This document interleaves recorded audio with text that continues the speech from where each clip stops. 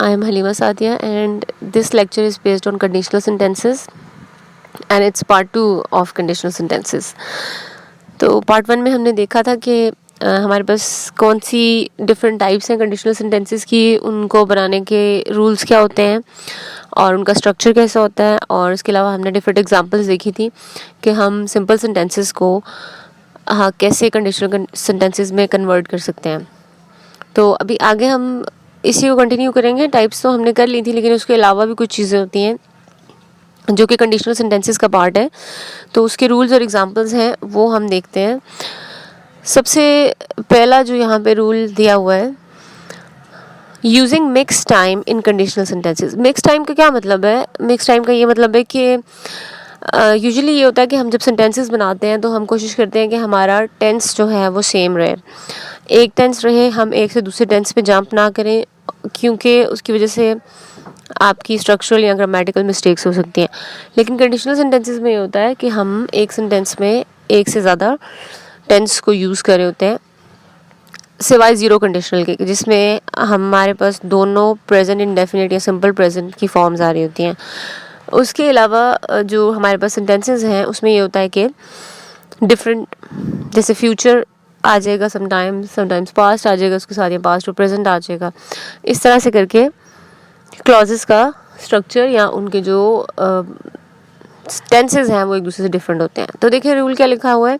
Frequently the time in the if clause and the time in the resultant clause. If clause कौन सी थी? जो कि subordinate clause थी, dependent थी. Result clause कौन सी थी? जो हमारी मेन क्लॉज थी, या जिसको हम अपनी इंडिपेंडेंट क्लॉज कहते हैं, जो पूरा मीनिंग कन्वे करी होती है. तो उसमें क्या लिखा हुआ है कि the time in the result clause are different. दोनों क्लॉजेज में टेंसेस डिफरेंट होते हैं. टाइम की जो बात हो रही है बेसिकली वो टेंस की बात हो रही है. One clause may be in the present and the other in the past. Notice that past and present times are mixed in the sentences in the following examples. So, अभी जो examples हम देखेंगे उसमें से आपको ये बात समझ आएगी कि किस तरह से within one sentences you have more than one tense. Number 1,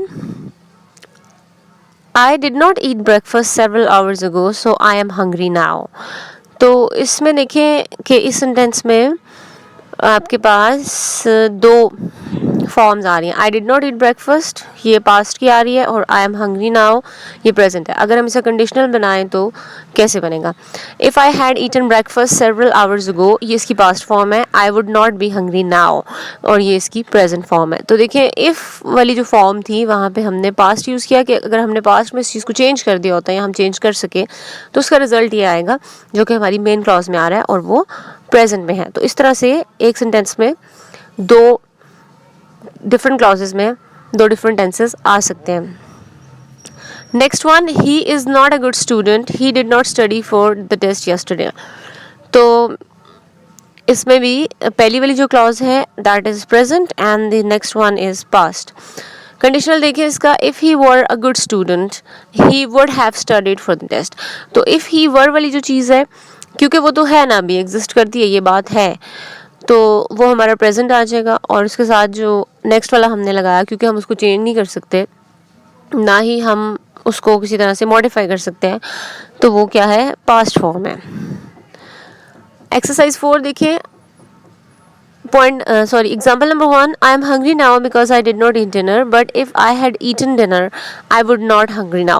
अब ये है कि सिंपल सेंटेंसेस दिए हुए हैं और हम क्या करेंगे, इन्हें कन्वर्ट करेंगे into conditional sentences. The room is full of flies because you left the door open, but अब हम जब इसका कंडीशनल बनाएंगे तो वो क्या बनेगा? If you had not open the door, if you had not left the door open the room would not be full of flies.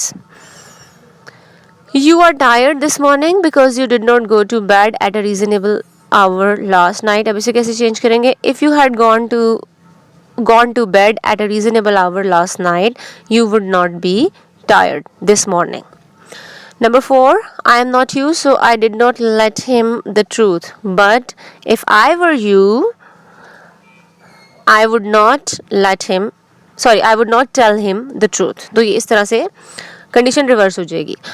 I don't know anything about plumbing, so I did not fix the leak in the sink myself. But if I knew और या फिर हम अगर third बनाना चाहें, if I had known anything about plumbing I would have fix the leak in the sink myself. तो ये conversion है, आप इसको बेशक थर्ड में कन्वर्ट कर दें या फिर सेकंड में कन्वर्ट कर दें, दोनों तरह से चेंज हो सकते हैं, क्योंकि ये ऐसी चीज़ है जो कि हम पॉसिबिलिटी का जिसमें लेवल बहुत कम है, हमारे पास पॉसिबिलिटी का लेवल सिर्फ फर्स्ट या ज़ीरो में ज़्यादा होता है। तो अगर कन्वर्जन आपने करनी है तो आप बेशक सेकंड में कन्वर्ट कर दें या थर्ड में कर दें, बात मोर और लेस हमारी वही रहेगी, सिर्फ आपने स्ट्रक्चर का ख्याल रखना है। Next one is using could, might and should. अब जो कुड, माइट और शुड है ये मॉडल वर्ब्स हैं, और मॉडल वर्ब की वो फॉर्म्स होती हैं, मैंने वर्ब के इंट्रोडक्शन में बताया था, जो कि सिर्फ दो फॉर्म्स में एग्जिस्ट करती हैं। One is the present form, और जो दूसरी होती है वो उसकी फ्यूचर और पास्ट फॉर्म सेम होती है। और मॉडल वर्ब्स का जो फंक्शन है वो ये है कि पॉसिबिलिटी या प्रोबेबिलिटी को शो करना। तो अब क्योंकि कंडीशनल सेंटेंसेस भी यही कर रहे हैं, वो पूरे सेंटेंस में पॉसिबिलिटी का लेवल शो कर रहे होते हैं किसी भी चीज़ की, तो अगर हम मॉडल वर्ब्स भी वहाँ पे यूज़ करना चाहें तो हम कर सकते हैं। Let's see, if I were you a bird, sorry if I were a bird I could fly home. तो अब हमने क्या किया, यहाँ से वुड हटा के हमने यहाँ पे कुड लगा दिया। Could fly means would be able to fly, यानी कि हम वो बात कर रहे हैं अगेन जो कि नहीं पॉसिबल, और हम क्योंकि कैन जो है, अगर हम कुड की जगह कैन लगा देते वो शो करता कि हाँ हम वाकई ये काम कर सकते हैं, लेकिन क्योंकि ये इसकी पास्ट भी फॉर्म है और फ्यूचर भी फॉर्म है, तो जब हम ये लगाते हैं तो उसका मतलब ये होगा कि या तो हम कर सकते थे या फिर हम करेंगे, लेकिन प्रेजेंटली हम ये काम नहीं कर सकते। Next one, if I could ring as well as you I would join the opera. इसका क्या मतलब है, सॉरी ये सिंग है, वहाँ पे भी सिंग होना चाहिए, ये आगे एक्सप्लेनेशन में सिंग लिखा हुआ है। Could sing means were able to sing, वही वाली बात जैसे मैंने पहले भी कही कि भैया इसमें फिर वो बात आ जाती है कि जिसमें लेवल ऑफ पॉसिबिलिटी कम हो जाता है। अगर सिंपल कैन लगा हो तो उसका मतलब है कि हम ये कर सकते हैं। Next one, if I would have enough money I could have given to Florida for vacation, I could have gone to Florida for vacation. could have gone means that would have been able to go, यानी कि वही वाली बात की एक desire वाली बात हो रही है, ख्वाहिश की बात हो रही है, असल में ऐसा नहीं है, पॉसिबल ही नहीं है। Next one, if I don't get a scholarship I might get a job instead of going to graduate school next fall। तो might अब जब हमने लगाया तो might get का मतलब है maybe I will, it means I am not sure, क्योंकि may जो है वो उसकी possibility को शो करता है, और जब हम माइट लगा देते हैं, मे से माइट बना देते हैं, तो वो उसकी फ्यूचर और पास्ट फॉर्म बन जाती है, और बात फिर वही आ जाती है कि हम उसको ये नहीं कह सकते कि इट इज़ पॉसिबल, हम यही कह सकते हैं कि यहाँ तो पॉसिबल था या फिर होगा, we are not 100% sure. Next one, if you were a better student you might get better grades. You might get means के may be you would get, इसका मतलब है कि the person is not a good student so they can not get better और good grades. तो इसी तरह से इसमें भी लेवल ऑफ पॉसिबिलिटी कम हो जाता है। If you had told me about your problem I might have been able to help you, वही बात कि अगर बता दिया होता तो हम ऐसा कर सकते थे, लेकिन अब क्या है, माइट हैव बीन का मतलब है maybe I would have been, कि शायद ये हो सकता था, still we are not sure. Next one, if John should call tell him I will be back around 5। If John should call, it indicates a little more uncertainty or doubt that if John calls, but the meaning of the two is basically the same। अच्छा, अब इसकी explanation क्या है? If John should call का मतलब ये है कि you are not 100% sure कि the person is going to call। इसका मतलब सिर्फ यही है, ये शेल की नेक्स्ट फॉर्म है ना, ये शेल की फ्यूचर और पास्ट फॉर्म है, तो इसका मतलब ये है कि अगर if that person is going to call, like we are not sure, अगर ये होता कि if John calls तो वहाँ पे फिर लेवल ऑफ पॉसिबिलिटी बढ़ जाता, लेकिन क्या है ये उसका लेवल ऑफ पॉसिबिलिटी कम करा बिकॉज हमने शुड यूज़ कर लिया। If there should be another world war the continued existence of the human race would be in jeopardy. तो इफ़ देयर शुड बी इसका मतलब भी यही है कि अगर कभी हुई, गॉड फॉरबिड अगर कभी ऐसा हुआ तो फिर क्या होगा, उसका रिजल्ट ये निकलेगा, लेकिन अभी ये है कि it's not happening right now. Exercise number 5, I could go to Arizona over vacation if I had enough time. अच्छा, अब ये वही वाली बात जैसे हमने अब यहाँ से क्या कि हमने इफ़ हटा दिया, इफ़ जो है वो नेक्स्ट क्लॉज में आ गया, हमने सिर्फ इसकी अरेंजमेंट चेंज कर दी है, हम जो रिजल्टेंट क्लॉज थी उसको शुरू में लेंगे और अब हम आगे जो है वो इफ़ वाली क्लॉज लगा देंगे उसकी जगह। तो अब इसमें देखते हैं, I could bye a house if I had a lot of money, or if I had plenty of money, or if I had enough money।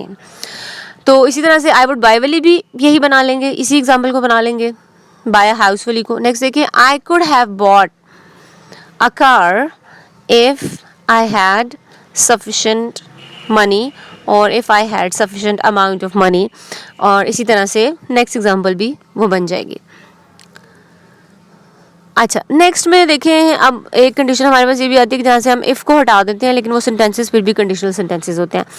अब वो कौन सी ऐसी मतलब वो स्ट्रक्चर किस तरह से बनता है कि अगर हम ओमिट कर दें, इफ़ को रिमूव कर दें, डिलीट कर दें, it's still going to be a conditional sentence. Let's see, were are you, I would not do that.